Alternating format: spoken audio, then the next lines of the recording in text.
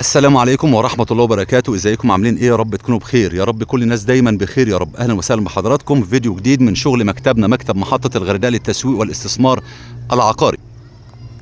النهاردة بصور لحضراتكم من الموقع نفسه، من قرية سياحية، قرية سياحية على البحر مباشرة من 24 ساعة.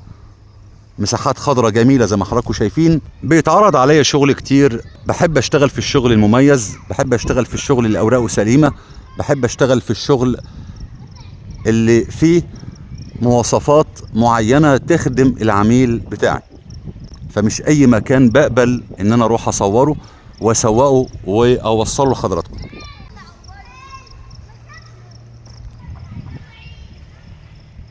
علشان الخصوصية طبعا واحترام الناس اللي قاعدين على الشاطئ، ما اقدرش اقرب طبعا بالكاميرا اكتر من كده. ف يا ريت يكونوا حضراتكم شايفين البحر، وهحاول برضو اقرب الكاميرا شوية.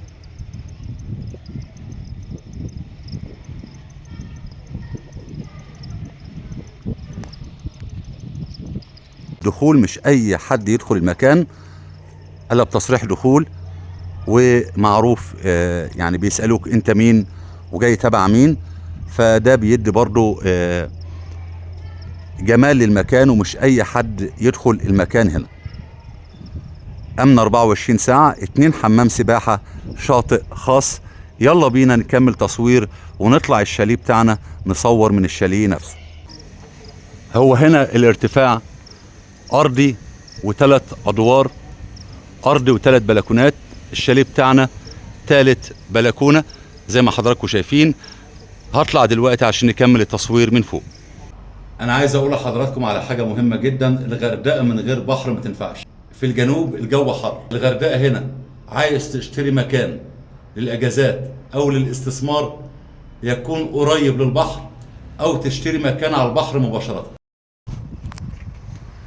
ده الشاليه طلعت علشان اصور لحضراتكم، علشان حضراتكم متعودين من مكتبنا ان هو بينقل لك كل التفاصيل.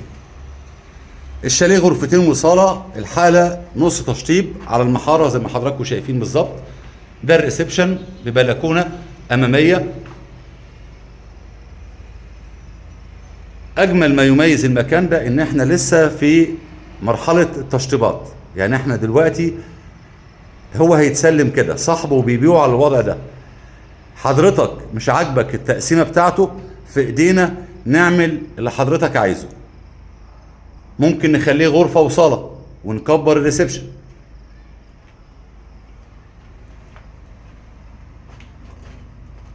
هنا عامل مطبخ ايطالي.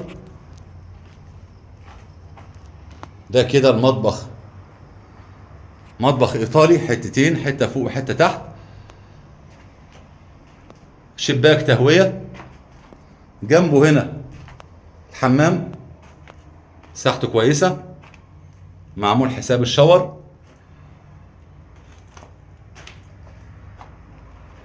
دي غرفه وجنبها غرفه تانية بشباك تهويه. دي غرفه ودي غرفه، وده الريسبشن ببلكونه اماميه. عايز ممكن نعمل تعديل لحضرتك عايزه.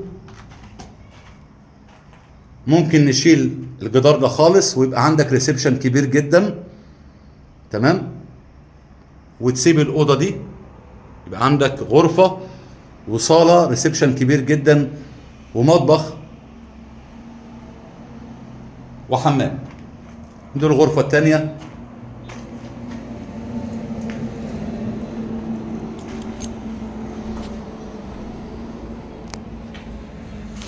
شايفه البحر زي ما حضراتكم شايفين.